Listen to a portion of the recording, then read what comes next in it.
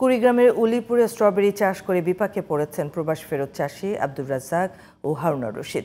প্রায় ১.৫ কোটি টাকা বিনিয়োগ করে ৩.৫ লাখ টাকা চারা রোপণ করেন, কিন্তু স্ট্রবেরি চারার গুণগত মান ভালো না হওয়ায় ফলন নেই।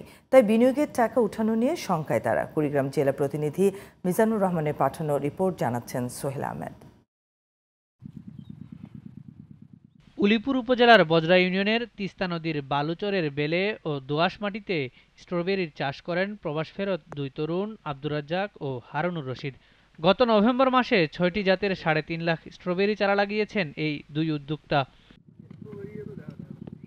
চারা রোপণের ৪৫ থেকে ৬৫ দিনের মাথায় ফলন আসতে শুরু করে, কিন্তু চারার গুণগত মান খারাপের কারণে চলতি মৌসুমে আশানুরূপ ফল না হওয়ায় বিপাকে পড়েছেন উদ্যোক্তারা।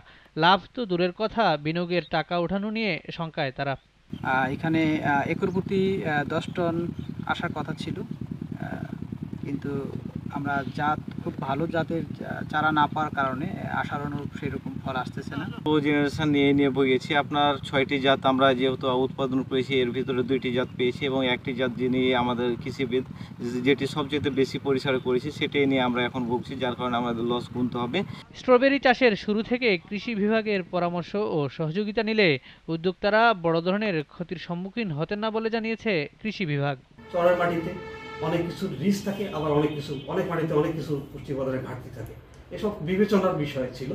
এত বড় প্রজেক্ট করার আগে এটার রিস্ক, হ্যাজার্ড এবং এটার যে আর্থিক লাভালাভ সবকিছু হিসেব করে করা দরকার ছিল। আফটারঅল আমাদের পরামর্শ নেওয়া উচিত ছিল।